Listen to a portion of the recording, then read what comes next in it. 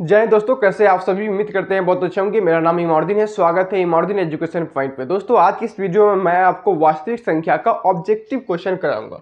ये जो objective question होंगे ये आपको प्रीवियस ईयर यानी कि जो आपके बोर्ड एग्जाम में पिछले साल पूछे गए थे उसको मैं लेकर के आया हूँ और पूरी चुन के ले आया हूँ। क्वेश्चन बैंक में से हर वास्तविक संख्या का जितना भी क्वेश्चन बनता है आपके प्रीवियस ईयर एग्जाम में आया था उसको मैं एक एक करके चुन करके लेकर आया हूँ। ठीक है, जो कि मैं वास्तविक संख्या का जो कॉन्सेप्ट होता है और एनसीईआरटी का जो क्वेश्चन होता है उसको मैं लगवा चुका हूं बहुत अच्छा से।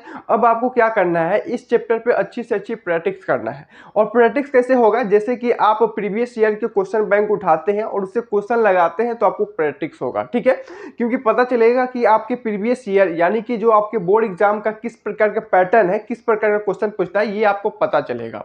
उसी पे मैं एक बेहतरीन बैच लेकर के आया हूं, आपका टारगेट बैच, जिसमें मैं आपको पूरी क्या करूंगा कि जितना भी क्वेश्चन बैंक का आपको वास्तविक संख्या का होगा, आगे बढ़ेंगे तो बहुपद का, उससे आगे बढ़ेंगे तो दो चर वाले रैखिक समीकरण युग्म का, हर एक का एक एक करके मैं सिर्फ आपको क्वेश्चन बैंक का ऑब्जेक्टिव क्वेश्चन कराऊंगा जो कि आपको प्रीवियस ईयर पूछे गए हुए हैं, जिससे आपको काफी लाभ होगा और आपके मार्क्स गेन होगा और बोर्ड में आप टॉपर बनिएगा इस प्रकार की तैयारी से। ठीक है, तो इसी प्रकार से मैं आपको ऑब्जेक्टिव क्वेश्चन भी कराऊंगा। ठीक है, और सब्जेक्टिव भी क्वेश्चन कराऊंगा और जो लॉन्ग क्वेश्चन होता है वो भी कराऊंगा। हालांकि इस चैप्टर से आपको ऑब्जेक्टिव क्वेश्चन और जो आपको 2 नंबर वाले सब्जेक्टिव क्वेश्चन होते हैं वो काफी पूछे जाते हैं, तो इस पे हम लोग ध्यान देंगे। ठीक है, तो चलिए स्टार्ट करते हैं। देखते हैं कि आपका जो बोर्ड एग्जाम में खंड आ पूछा जाता है, वास्तविक जो प्रश्न होता है इसमें किस प्रकार के प्रश्न पूछे जाते हैं। ठीक है, तो हम लोग पढ़ रहे हैं वास्तविक संख्या पर। तो वास्तविक संख्या को देखते हैं कि इसमें पहला क्वेश्चन क्या होगा। ठीक है, इसका मैं एक अलग से प्लेलिस्ट बना दूंगा जिसमें आपको एक प्लेलिस्ट को ओपन करिएगा। ठीक है, चैनल पे जाके आपको पूरा वीडियो मिल जाएगा। ठीक है, और इसी प्रकार से पूरी कॉन्सेप्ट पढ़ना चाहते हैं चैप्टर वाइज तो उसके लिए भी प्लेलिस्ट बना हुआ है, आप चेक कर सकते हैं चैनल पे। ठीक है, या फिर डिस्क्रिप्शन चेक कर सकते हैं, आपको मिल जाएगा। आप सबसे रिक्वेस्ट है छोटा सा कि इस वीडियो को अपने दोस्तों में शेयर करें और चैनल पे नए हैं तो चैनल को सब्सक्राइब जरूर करें और बेल आइकन जरूर दबाएं, क्योंकि मैं जो भी वीडियो डालूंगा उसका नोटिफिकेशन आपको टाइम टू टाइम जाएगा। ठीक है, आई होप कि आप मेरा बात समझ गए होइएगा। तो चलिए हम लोग आते हैं प्रश्न पे। ठीक है, देखिए प्रश्न को जो है ना, एक नंबर प्रश्न को, सभी प्रश्नों को पूरा कॉन्सेप्ट के साथ हम लोग हर एक जो इसका कॉन्सेप्ट होता है उसको जानते हुए करेंगे। ठीक है, देखिए यहाँ पर पहला नंबर प्रश्न लिखा है कि निम्नलिखित में कौन सी सबसे छोटी प्राकृत संख्या है। ठीक है, तो यहाँ पे प्राकृत संख्या की बात आ रही है तो आपको समझना है कि प्राकृत संख्या क्या होती है। ठीक है, तो देखिए यहाँ पे प्राकृत संख्या जिसे इंग्लिश में हम लोग कहते हैं नेचुरल नंबर, और नेचुरल नंबर को हम लोग एन से रिप्रेजेंट करते हैं। ठीक है, कैपिटल एन से रिप्रेजेंट करते हैं। और ये जो संख्या होती है आपको, ये एक से शुरू होता है, 1 2 3 4 और 5, इसी प्रकार ये कहाँ तक जाती है तो आपका इन्फिनाइट तक जाती है, यानी कि अनंत तक जाती है। तो इसमें जितना भी संख्या आएगा, ठीक है, अनंत तक, यानी कि 1 से लेकर अनंत तक जितना भी संख्या आएगा, ठीक है, वो सब क्या कहलाती है, आपका प्राकृत संख्या कहलाती है। बताइए इसका कॉन्सेप्ट क्लियर है कि नहीं है? देखिए, और कहता है कि निम्नलिखित में कौन से सबसे छोटी प्राकृत संख्या है। तो देखिए इसमें सबसे छोटी प्राकृत संख्या कौन होगा, 1 होगा। तो देखेंगे ऑप्शन में क्या 1 है, तो पहला नंबर ऑप्शन 0 है। एक बात याद रखिएगा कि जो नेचुरल नंबर होता है, प्राकृत संख्या होता है, उसमें 0 नहीं होता है। ठीक है, 0 नहीं होता है। जो काउंटिंग की संख्या होती है उसको हम लोग प्राकृत संख्या कहती है, और किसी भी हम वस्तु का या किसी भी चीज को काउंटिंग हम 1 से स्टार्ट करते हैं, इसीलिए हम लोग इसको प्राकृत संख्या कहते हैं। तो याद करने का भी कॉन्सेप्ट रखिएगा कि किसी भी चीज को हम क्या चीज से स्टार्ट करते हैं काउंट करना, तो 1 से, इसलिए प्राकृत संख्या 1 से स्टार्ट होगा। क्लियर है? तो देखिए 0 तो होगा नहीं, माइनस का 1 भी नहीं है, वो भी नहीं होगा। अब सी नंबर है का 1। ठीक है, तो सबसे छोटी प्राकृत संख्या क्या हो जाएगा, 1 हो जाएगा। बताइए बात समझ आया कि नहीं है? तो इस प्रकार से आपको छोटी छोटी कॉन्सेप्ट के साथ आपको क्वेश्चन पूछा जाता है बोर्ड में, जो कि इस बैच में अगर जुड़ते हैं तो पूरी मैं एक एक करके क्लियर करा दूंगा। और आपको ये भी बताऊंगा कि ये जो आपका चैप्टर है वास्तविक संख्या का कितना प्रश्न आता है और इसमें कितना मार्क्स उठने का संभावना होता है, वो भी मैं आपको इस वीडियो को अंत तक बताऊंगा, ताकि मैं एक सेट का पूरा करा दूं क्वेश्चन, उसके बाद आपको पता चलेगा खुद पे खुद। ठीक है, देखिए हम लोग नेक्स्ट क्वेश्चन को करते हैं। नेक्स्ट क्वेश्चन भी देख सकते हैं जो 2 नंबर है आपके। कहता है कि निम्नलिखित में कौन सी परिमेय संख्या है। अब मैं आपको परिमेय और अपरिमेय के बारे में पढ़ाया हूं, यहां पे पूछ रहा है परिमेय संख्या। अब परिमेय संख्या क्या होता है उसको भी जरा देखिए, ठीक है। तो देखिए परिमेय संख्या वो परिमेय संख्या होती है जिसे हम क्या करते हैं कि P बटा Q के रूप में लिख सकते हैं।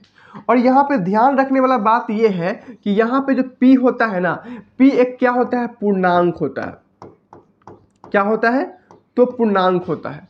और Q भी एक पूर्णांक होता है, ठीक है, Q भी एक पूर्णांक होता है, लेकिन जीरो के अलावा जो पूर्णांक होती है, ठीक है, जीरो के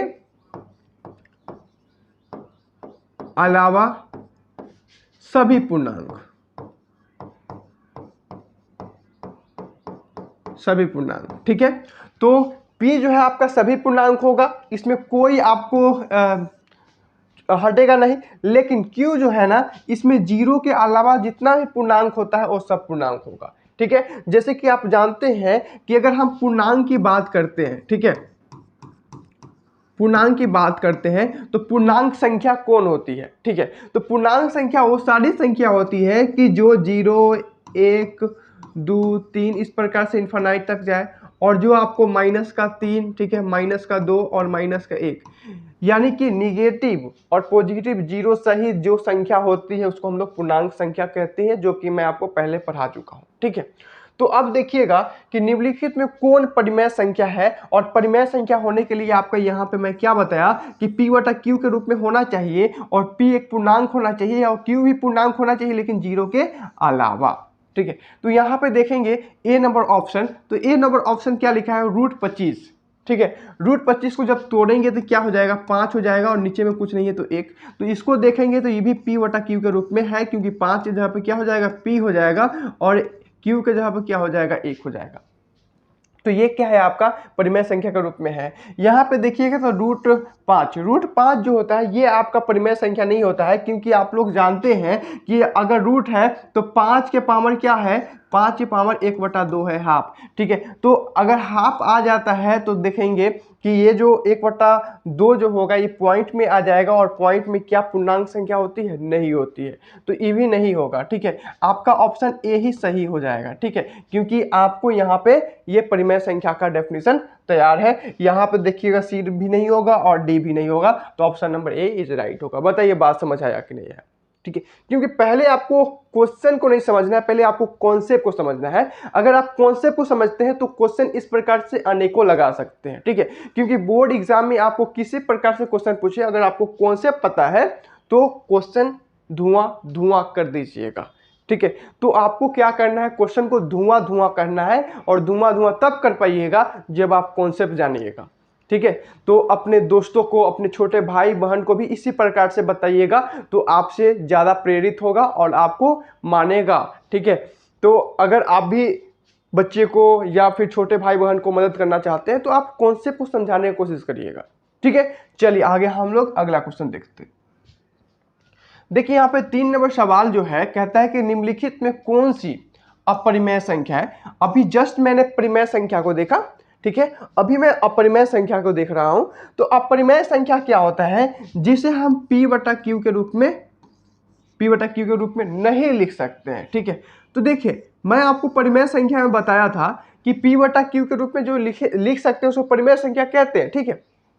लेकिन अपरिमेय संख्या में P बटा Q के रूप में नहीं लिख सकते हैं, यानी कहने का मतलब क्या है कि यहाँ पे जो आपको होंगे ऐसा संख्या होगा जिसका पॉइंट में माना जाएगा, रूट में माना जाएगा, वो सब क्या हो जाएगा, अपरिमेय संख्या हो जाएगा, ठीक है।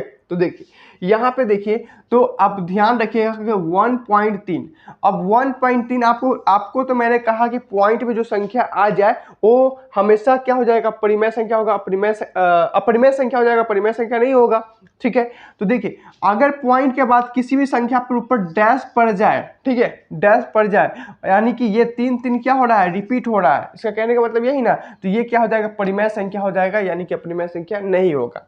अगर √16 को देखिएगा तो ये अगर निकलेगा तो अंदर में 4 बन जाएगा, क्योंकि 4 गुने 4 क्या हो जाएगा, 16 हो जाएगा, और रूट के अंदर अगर 2 रहता है तो 1 निकल जाता है। उसी प्रकार यहाँ देखिएगा तो क्या हो जाएगा, 3 तिहाई 9, इसका वैल्यू 3 तो हो जाएगा, लेकिन यहाँ पे 3 क्या हो जाएगा, 3 नवा 27, ठीक है। तो ये आपका क्या हो जाएगा, अपरिमेय संख्या हो जाएगा। इसको देखिएगा तो यहाँ पे 3 आपका क्या हो जाएगा, रूट में बचेगा, ठीक है। इसलिए अगर रूट में कोई भी संख्या आ जाए तो वो आपको अपरिमेय संख्या होता है, ठीक है। उसी प्रकार 5 गुने 5 देखिएगा तो ये 25 हो जाएगा, और 25 को क्या लिखेंगे, 5 गुने 5, और बड़ा सा रूट में से एक 5 निकल जाएगा तो क्या बचेगा, आपको सिर्फ 5 बचेगा, है ना। तो ये भी एक परिमेय संख्या हो जाएगा। तो ऑप्शन नंबर सी, बताइए कॉन्सेप्ट समझ आया कि नहीं है। अगर जरा भी प्रॉब्लम आया आपको समझने में तो आप कमेंट करिएगा, मैं आपको जरूर उसका अच्छी तरह से सोल्यूशन बताऊंगा, ठीक है। चलिए आगे देखिए। और मैं आपको कहता हूं ना कि इस प्रकार से अगर आप सारी जो आपका चैप्टर है उसको करते हैं, ठीक है, इसी प्रकार से करते हैं तो आपको एक भी क्वेश्चन नहीं छूटेगा मैथ्स में से, ये मेरा वादा है, ठीक है। तो मैथ्स का आप हर एक क्वेश्चन करके आइएगा, और अभी से ही तैयारी करिए। अभी आपके पास टाइम बहुत है, क्योंकि 2025 के लिए आप तैयार हो रहे हैं तो आपके पास टाइम बहुत है, इसलिए अच्छी तरह से पढ़िए, ठीक है। देखिए यहाँ पे अगला क्वेश्चन को हम लोग देखते हैं। 4 नंबर क्या कहता है कि यदि P और Q दो अभाज्य संख्या है तो उसका मशक क्या होगा, ठीक है। मैं आपको बता दूं कि यहाँ पे कह रहा है कि P और Q अभाज्य संख्या है। अगर मैं अभाज्य संख्या की बात करता हूं, ठीक है, अभाज्य संख्या की बात करता हूं तो अभाज्य संख्या क्या होता है मेरे दोस्त, बताइए। अभाज्य संख्या वो संख्या होती है जिसे हम 2 से विभाजित नहीं कर सकते हैं। अभाज्य संख्या वैसी संख्या होती है जो 1 से और स्वयं से भाज्य हो, उसे हम लोग क्या कहते हैं, अभाज्य संख्या कहते हैं, ठीक है, कहते हैं। तो देखिए अभाज्य संख्या में पहला अभाज्य संख्या क्या हो जाएगा, 2 हो जाएगा, 3 हो जाएगा, 5 हो जाएगा। 4 नहीं होगा, क्योंकि 4 2 से भी विभाजित होगा, 1 से होगा और स्वयं से भी होगा, इसलिए 4 नहीं होगा। आगे आपका 6 छोड़ के 7 हो जाएगा। उसके बाद 8 छोड़ के 9 भी नहीं होगा, क्योंकि 9 3 से विभाजित हो रहा है। उसके बाद डायरेक्ट 11 होगा। इस प्रकार से कितना भी संख्या हो सकते हैं, ठीक है। तो कहता है कि दो अभाज्य संख्या, एक P नाम का है, एक Q नाम का है, ठीक है। तो मान लीजिए कि P नाम का जो अभाज्य संख्या है आपका एक होगा, एक Q नाम का होगा। इसमें से P के जगह पे कुछ भी रख लीजिए। मान लीजिए P के जगह पे हम क्या रख लेते हैं, 2 रख लेते हैं, और यहाँ पे Q के जगह पे हम 3 ना 5 रख लेते हैं, कुछ भी रख सकते हैं इसमें से, ठीक है। अगर इसका मसा निकालेंगे तो इसमें से एक कॉमन निकलेगा और इसमें से भी एक कॉमन निकलेगा, यानी कि 1 गुना 1 करेंगे तो क्या हो जाएगा, इसका 1 ही होगा, ठीक है। तो किसी भी अभाज्य संख्या का, अगर दो अभाज्य संख्या का अगर मसा निकालेंगे तो क्या होगा, हमेशा क्या होगा, 1 होगा। तो option number A is right. बताइए बात समझ आया कि नहीं आया। चलिए आगे देखते हैं। आगे देखिए यहाँ पे बहुत ही बेहतरीन सवाल है। यहाँ पे इस प्रकार के क्वेश्चन को बनाने के लिए कितना कई प्रकार के ट्रिक होते हैं, लेकिन मैं आपको कोई ट्रिक नहीं बताने वाला हूँ। यहाँ पे मैं पहले आपको पूरा बेसिक जानकारी देने वाला हूँ, उसके बाद ट्रिक बताऊँगा, ठीक है। देखिए इसमें करते कैसे, देखिए अगर यहाँ पे ये क्वेश्चन कह रहा है, क्वेश्चन है क्या, 0 पॉइंट आपका 1 3 है, ऊपर में डैश है। ये कहने का मतलब क्या है इसका, ये आपका क्या है, क्वेश्चन है। ये कहने का मतलब क्या है आपका कि यहाँ पे 0 के बाद क्या हो रहा है, ये 1 3 ये रिपीट हो रहा है। 1 3 हो गया, फिर से 1 3 लिख सकते हैं, फिर से 1 3 लिख सकते हैं। इसी प्रकार ये क्या हो जाएगा, इन्फिनाइट तक जाएगा। ये ऊपर में जो ये आपका डैश दे रहा है, इसका मतलब यही होता है, ठीक है, कि ये संख्या हमेशा रिपीट होते रहेगा, कि 1 3 लिखे, फिर 1 3 लिखेंगे, फिर 1 3 लिखेंगे, इस प्रकार रिपीट होते रहेगा, ठीक है। तो इसको आप लोग क्या करिए कि यहाँ पे ये 3 डिजिट लिखिए, उसके बाद इसको x मान लेते हैं, ठीक है। इसको x मान लिए, उसके बाद देखिए कि यहाँ पे कितना में, यहाँ पे जो आपको 3 था, 1 और 3 था, 13, 2 अंक का था ना।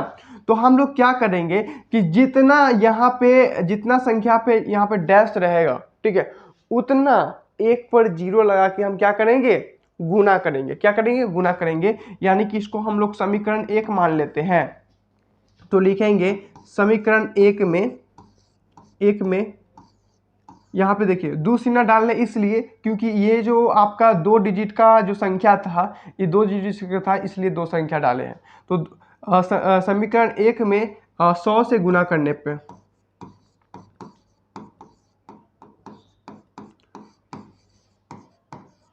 क्या होगा, जरा देखिए। यहाँ पे अगर हम 100 से गुना करेंगे तो ये हो जाएगा आपको डायरेक्ट से यहाँ पे 13.13 होगा, यही होगा। अब 100 से गुना करिएगा, यही आएगा, ठीक है। अब आगे जब फिर से गुना करिएगा, इसमें x में 100 से गुना करिएगा तो ये क्या हो जाएगा, 100x हो जाएगा। ये आप मान लीजिए समीकरण 2। अब क्या करना होता है आपको कि समीकरण 2 में समीकरण 1 से घटाएंगे, यानी कहने का मतलब कि समीकरण 2 घटाओ समीकरण 1 करेंगे। घटा कर देखिए क्या होता है। तो समीकरण 2 आपका क्या है, यहाँ पे 13.13 13 और 13 इक्वल टू में 100x है। और आपका समीकरण पहला क्या है, तो देखिए 0.13 और 13, ये तो इसी प्रकार से आते रहेगा जाते रहेगा। अब देखिए यहाँ पे x है। अब देखिए यहाँ पे ये घटाना है, तो घटाने का सिंबल ऐसा होता है ना, यहाँ पे भी घटा होगा। अब देखिए 13 में से जब 13.13 में से जब 0.13 खत्म होगा तो क्या बचेगा, सिर्फ ये घट जाएगा, खत्म हो जाएगा पूरा, और ये क्या बचेगा आपका 13 बचेगा। ध्यान रखिएगा कि यहाँ पे 3 ठो है, तो यहाँ पर भी आपको आगे और भी आ सकता है, क्योंकि इसी प्रकार ये बढ़ते रहता है। ठीक है, तो ये कॉन्सेप्ट आप गड़बड़ाइएगा नहीं यहाँ पे। तो 13 हो जाएगा और इधर क्या बचेगा आपको, तो 100 में से जब x जाएगा तो 99x बचेगा। क्या बचेगा, 99x बचेगा। अब इसको सॉल्व करिए, x का वैल्यू क्या आ रहा है, तो यहाँ से आप x का वैल्यू यहाँ लिख सकते हैं। देखिए मेरे मित्र, तो क्या हो जाएगा, x आपको 13/99 होगा। यही आपका क्या हो जाएगा, करेक्ट आंसर हो जाएगा। तो 13/99 आपको कहाँ आ रहा है, तो देखिए 13/99 option number C is correct. तो इस प्रकार से बनाइएगा, अभी थोड़ा समय लगेगा लेकिन आपको पूरा एग्जैक्ट आंसर आ जाएगा। अगर आप ट्रिक के चक्कर में पढ़ते हैं तो ट्रिक में क्या होता है कि थोड़ी बहुत आपको गड़बड़ी हो जाती है, और सारी ट्रिक हर एक क्वेश्चन पे नहीं लागू होता है, लेकिन ये जो आपको बेसिक है ये आपको हर एक क्वेश्चन पे लागू कर सकते हैं। ठीक है, आई बात समझ में। चलिए हम लोग आगे देखते हैं। इसी प्रकार से आप पूरी चैप्टर का करिएगा ताकि आपको अधिक से अधिक कॉन्सेप्ट खुले। ठीक है, और मैं आपको पूरा अच्छी तरह से कराने वाला हूं, इसलिए आपको चिंता नहीं करना है, पूरा क्लास में बन के रहना है। ठीक है, तो देखिए यहाँ पे 6 नंबर का सवाल क्या है, कहता है कि 18 और 72 का मसा है। तो देखिए मसा हम कैसे निकालते हैं, मसे में यहाँ पे 2 संख्या हो जाता है 18। अब इसका हम क्या करेंगे, आपका एलसीएम करेंगे, और दूसरा संख्या क्या है आपका 72, इसका भी एलसीएम करेंगे। तो इसका करेंगे क्या हो जाएगा, देखिए इस प्रकार से करिएगा, फिर 3 करिएगा, हो गया। इसको करिएगा तो 2 से क्या हो जाएगा, तो 2 तिहाई 6 और 2 छक 12, यही होगा ना, बिल्कुल। अब देखिए फिर आगे करिए तो क्या हो जाएगा आपको, 2 एकम 2 और 2 अठे 16, 2 नंबर 18, 3 3, इसके अलावा नहीं होगा। अब देखिए यहाँ पे 18 था, तो 18 का भाज्य गुणनखंडन क्या आया है, 2 गुने 3 आया है। ठीक है, उसी प्रकार यहाँ क्या था, 72 था, 72 का भाज्य गुणनखंड क्या आया है, तो 2 गुने 3 आया है। अब देखेंगे कि 18 में और 72 में कौन कौन सी संख्या कॉमन है। तो देखिए यहाँ पे 2 कॉमन है, इसमें भी 2 कॉमन है, जो दोनों है उसको हम लोग टिक आउट करेंगे। इसमें देखिए 3 इसमें भी है, 3 इसमें भी है, 3 इसमें भी है, 3 इसमें भी है, इसके अलावा कोई संख्या मैच नहीं खा रहा है। ठीक है, तो चलिए अब देखिए, तो यहाँ पे जो अगर हम कहेंगे कि 18 कॉमा 72 का, ठीक है, अगर हम HCF की बात करते हैं, HCF मतलब मसा होता है। ठीक है, तो HCF की बात करेंगे तो क्या हो जाएगा, देखिए यहाँ पर जो 2 है इसमें से कोई एक लेंगे, तो ये 2 के बदला 1 ये लिखेंगे, उसके बाद ये 3 का बदला क्या लिखेंगे, 1 3 लिखेंगे, और ये 3 का बदला 1 3 लिखेंगे। अब इसको गुना करेंगे क्या हो जाएगा, तो देखिए 2 तिहाई 6 और 6 का 6 6 दूना 6 18 हो जाएगा। तो देखिए यहाँ पे जो 18 और 72 का जो मौसा होगा वो कितना होगा, 18 ही होगा। तो ऑप्शन में देखिए 18 ए नंबर है, यही करेक्ट आंसर हो जाएगा। तो इस प्रकार से मौसा निकालते, जो कि आप तो बचपन से ही पढ़ते आ रहे होंगे, अगर थोड़ा भी कंस्ट्रक्ट होकर पढ़ रहे हैं तो, है ना। ठीक है, तो इस प्रकार से निकाल सकते हैं। अब देखिए अगला क्वेश्चन जो है आपका, कहता है कि √12 का परिमेयकरण गुणांक बताइए। अब परिमेयकरण गुणांक क्या होता है, देखिए अगर इसको तोड़िएगा तो 12 को अगर आप भाज्य गुणनखंडन में तोड़ते हैं तो क्या मिलेगा, देखिए इसको तोड़िएगा तो क्या हो जाएगा, 6 हो जाएगा, फिर 2 और 3 हो जाएगा। तो अंदर में हम क्या लिख सकते हैं, जो रूट के अंदर है, तो रूट के अंदर हम लिख सकते हैं ना, 2 गुना 2 गुना 3, ठीक है, क्योंकि 2 दूना 4 और 4 3 12 के बराबर ही है। अब आप जानते हैं कि अगर एक जैसा संख्या अगर रूट में 2 रहे तो एक निकल जाता है, अंदर में क्या बचेगा, सिर्फ √3 बचेगा। अब सोचिए जरा कि √2√3 में क्या चीज़ से गुना करेंगे कि ये एक परिमेय संख्या बन जाएगा। परिमेय संख्या यहाँ पर क्या रहा है ना, परिमेयीकरण, ठीक है। तो परिमेयीकरण यानी कि परिमेयीकरण का क्या होता है कि p/q के रूप में, और p भी एक पूर्णांक और q भी एक पूर्णांक होगा, लेकिन 0 के अलावा, जो कि मैंने आपको फर्स्ट क्वेश्चन में बताया था, ठीक है, बताया था ना। तो देखिए यहाँ पे ऑप्शन है आपका √3। तो अगर इसमें √3 से गुना करते हैं तो देखिए √3 और √3 क्या हो जाएगा, 3 बन जाएगा, तो ये भी एक परिमेयीकरण हो जाएगा, √3 भी परिमेयीकरण हो जाएगा।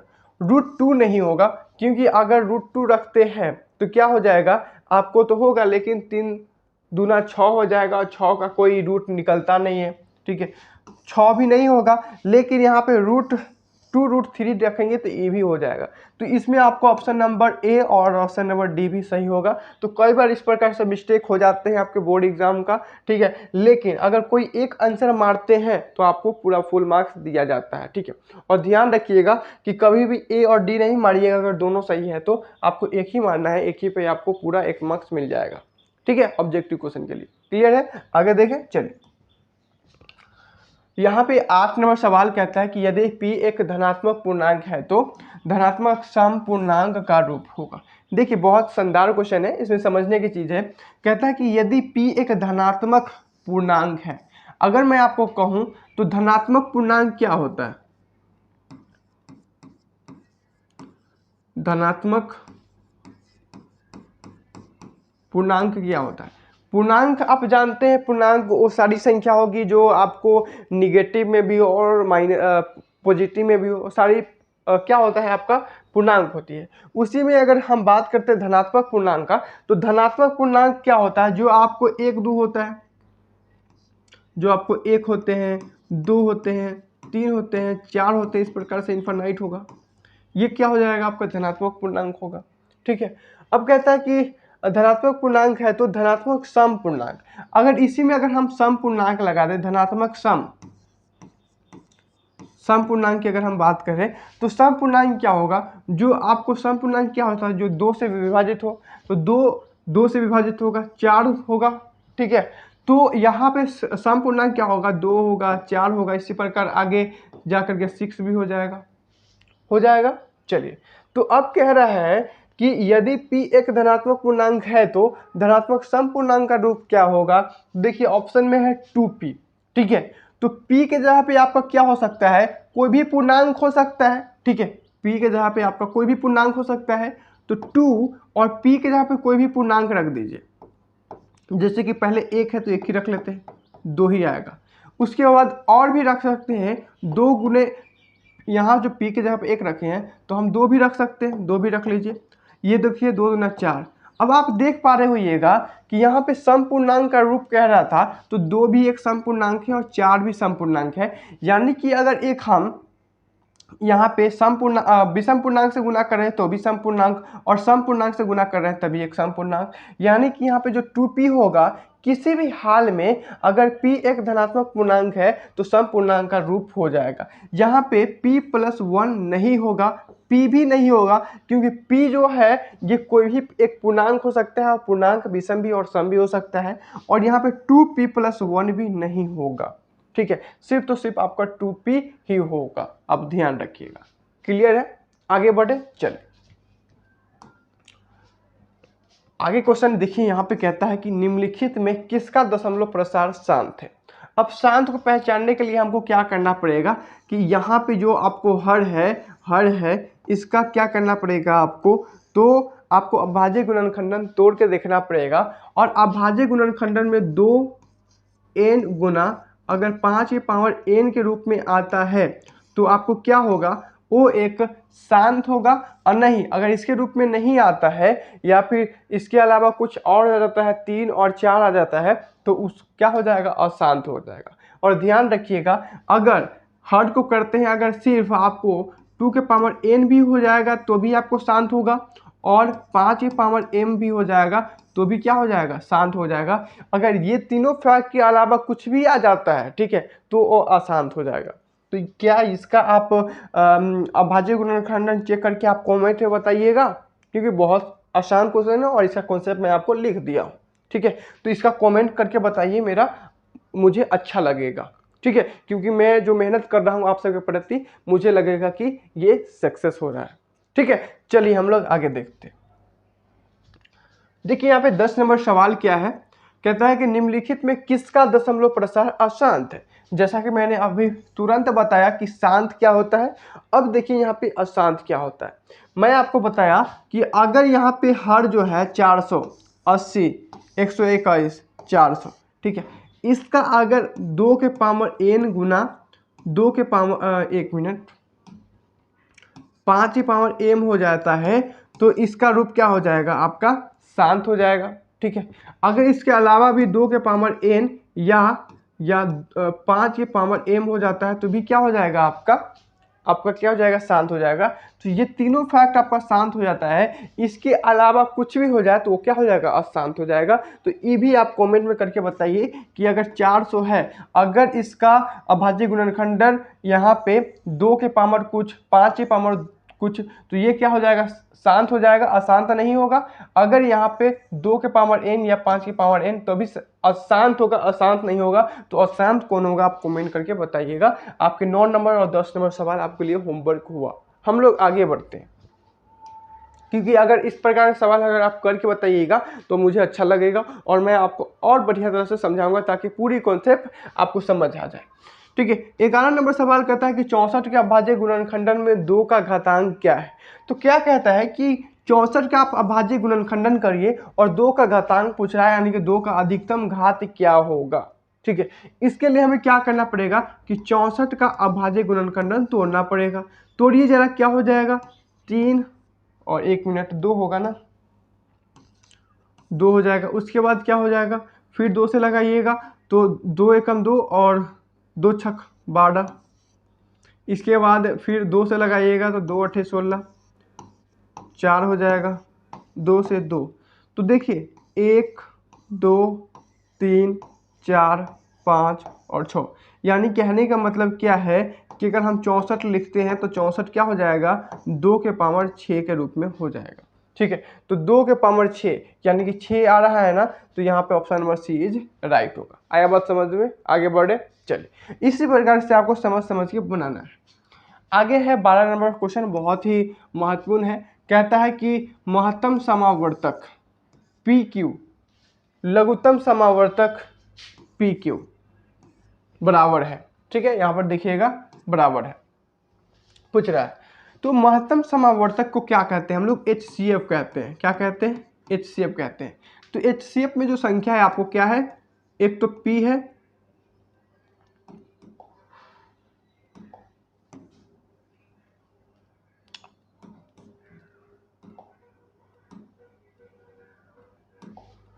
क्या है, तो एक तो आपका P है और दूसरा आपका Q है, यही है। अब गुणा में है आपका लघुत्तम समावर्तक का मतलब होता है LCM, और LCM में भी आपका यही है P और Q है, ठीक है।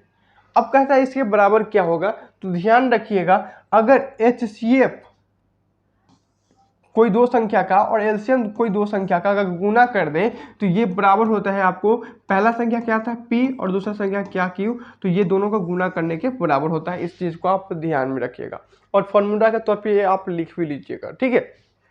तो देखिए यहाँ पे ऑप्शन है कि अगर HCF पी क्यू गुना LCM पी क्यू, तो किसके बराबर होगा, P गुना Q के बराबर होगा, ऑप्शन नंबर ए, ठीक है। तो ये आपको डायरेक्ट फॉर्मूला होता है जो कि आपको ध्यान में रखने होंगे, ठीक है। इसके बाद देखिए, इसके बाद आपका जो है ये क्वेश्चन, ये आपको जो पूछा गया है, ये आपको 2 नंबर वाले सवाल जो होते हैं लघु उत्तरीय प्रश्न, उसमें सवाल है। तो देखिएगा आप कि इससे पहले मैं आपको 12 क्वेश्चन कराया था। ये आपको जो क्वेश्चन था 2022 के प्रथम पाली में पूछा गया सवाल था, ठीक है। तो 2022 की प्रथम पाली में जो है आपको ऑब्जेक्टिव में 12 क्वेश्चन पूछा गया था, सिर्फ वास्तविक संख्या से, और एक क्वेश्चन आपको कहाँ से पूछा गया था, तो लघु उत्तरीय प्रश्न से पूछा गया था। तो देखिए 12 को उधर हो गया, ठीक है, 12 को उधर हो गया, और प्लस में ये कितना मार्क्स का होते हैं, 2 मार्क्स का होते हैं, तो प्लस में आपका क्या हो जाएगा 2, यानी कि ये कितना देके जाएगा, तो आपको 14 मार्क्स देके जाएगा। ठीक है, 14 मार्क्स आपको वास्तविक संख्या का, जो कि बहुत ही हेल्पफुल होता है, बहुत ही मानेदार होता है 14 मार्क्स, और इससे आगे भी बढ़ता है। ऐसा नहीं कि 14 मार्क्स से आगे भी बढ़ता है, इस चैप्टर से आपको 20-25 तक क्वेश्चन गया है, तो इसलिए बहुत इंपॉर्टेंट है, आपको सही से पढ़ने की आवश्यकता है। ठीक है,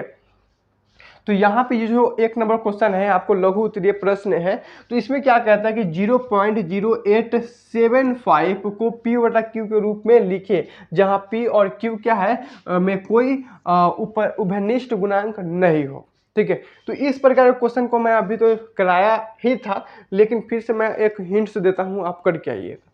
देखिए होता क्या है कि इस प्रकार के क्वेश्चन में आपको P/Q के रूप में लिखना है, यानी कि ऊपर में अंश भी हो और हर में भी हो, और देखना ये है कि आपको, हाँ ठीक है, P/Q के रूप में, यानी कि ऊपर जो होता है आपका क्या हो जाता है, अंश होता है, और नीचे क्या होता है, आपका हर होता है। ये दोनों के रूप में आपको बदलना है। ध्यान दीजिएगा कि इस क्वेश्चन को हल करने के लिए ठीक है, 0 के बाद आपको कितना है, तो 0 तो हो जाएगा, लेकिन यहाँ पे क्या है, 0 है, तो ये भी 0 को छोड़ दीजिए। अब यहाँ पे जो ये पॉइंट है, पॉइंट को हटाने के लिए हम क्या करते हैं, देखिए यहाँ पे 0 लिखिए, 0 लिखेंगे, 8 लिखेंगे, 7 लिखेंगे, 5 लिखेंगे। अब इस हम 0 को ख़त्म करेंगे, ख़त्म कर दिए, और पॉइंट की जगह पे हम 1 लिखेंगे, और इसके बाद कितना अंक है, 1 2 3 4, तो 4 को शून्य रखेंगे, 1 2 3 4, 4 को शून्य रख दिए। ठीक है, तो आगे आपको क्या बन जाएगा, तो यहाँ पे ये भी शून्य खत्म हो जाएगा और ये भी शून्य खत्म हो जाएगा, क्योंकि किसी भी संख्या से पहले शून्य से लगाना सही नहीं होता है। तो यहाँ बचेगा 875, और बट्टा में क्या मिलेगा मुझे यहाँ पे, तो देखिए 1 पर 4, और 4 को शून्य था ना, 2 2 4, 4 को शून्य, ठीक है, इसके बराबर बचेगा। अब इसको डिवाइड करिएगा, तो डिवाइड कितना से हो जाएगा, 5 से हो जाएगा, 5 से लगाइएगा तो कितना हो जाएगा, 5 एकम 5, और आपको 3 बचेगा, तो 5 सत्ते 35, 5 सत्ते 35, और 50 25, ठीक है, ये होगा। अब इसको लगाइएगा तो कितना हो जाएगा, आपको 5 दूना 10, और उसके बाद 0 0 होगा, एक और 0 उतरेगा, क्या उतरेगा। इसके बाद फिर से 5 से लगाइएगा तो क्या मिलेगा, देखिए एक बार और लगाते हैं, तो क्या हो जाएगा, 5 3 15, और 1 मिनट, 5 3 15 हो जाएगा, और 50 25, यही होगा। फिर इससे लगेगा 5 चौका 20, और 0 हो जाएगा। इसके बाद फिर से 5 से आप लगाइएगा तो कितना हो जाएगा, आप 5 सत्ते 35, और क्या हो जाएगा, 5 अठे 40, और 0, ठीक है। तो 8/80 इसका क्या हो जाएगा, आंसर हो जाएगा। तो आप देख सकते हैं अंश के जगह पर 7 आ गया और हर के जगह पर 80 होगा। तो इसका जो आपको P/Q के रूप में जो लिखना था आपका यही हो जाएगा, ठीक है। तो इस प्रकार के जो इजी क्वेश्चन होते हैं आपको वास्तविक संख्या से बनते हैं। तो आई होप कि आपको पूरी बात समझ आ गया होगा। तो इसी प्रकार से अगर आप पूरा वीडियो इस सेशन में जानना चाहते हैं तो आपको टारगेट बैच में क्या करना पड़ेगा, टारगेट बैच में आपको भी ज्वाइन करना पड़ेगा, और ये जो क्लास होगा आपको यूट्यूब पे पूरा फ्री होगा, ठीक है। तो अगले जो वीडियो लाएंगे उसको हम लोग अभी तक जो कर रहा था इसमें 2022 का प्रथम पाली किए हैं। अगला वीडियो में 2022 का द्वितीय पाली को करेंगे। उसके बाद हम लोग 2021 पे भी आएंगे और सेकेंड पाली और द्वितीय पाली हम लोग करेंगे, ठीक है। तो आई होप कि आपको पूरी बात समझ आ गया होगा। तो हम लोग क्या करेंगे, इसी रिदम के साथ, इसी जोश के साथ अगले सेशन को भी करेंगे। और जो हम लोग स्टार्ट गेम में है उधर चैप्टर वाइज पूरे नोट्स बनाना और पूरी कॉन्सेप्ट को क्लियर करना, वास्तविक संख्या हो या बहुपद हो, तो उसको हम लोग करते रहेंगे, लेकिन ये भी बहुत ज़रूरत है। तो हम लोग सब्जेक्टिव और ऑब्जेक्टिव क्वेश्चन पूरा क्वेश्चन बैंक को क्लियर करने वाले हैं। इसका प्लेलिस्ट बन जाएगा, आप लोग प्लेलिस्ट से डायरेक्ट देख सकते हैं। और इस वीडियो को शेयर भी दोस्तों में करिए, और अगर चैनल पर नए हैं तो चैनल को सब्सक्राइब भी जरूर करिए, ठीक है। तो मिलते हैं नेक्स्ट वीडियो में, तब तक के लिए जय हिंद, जय भारत।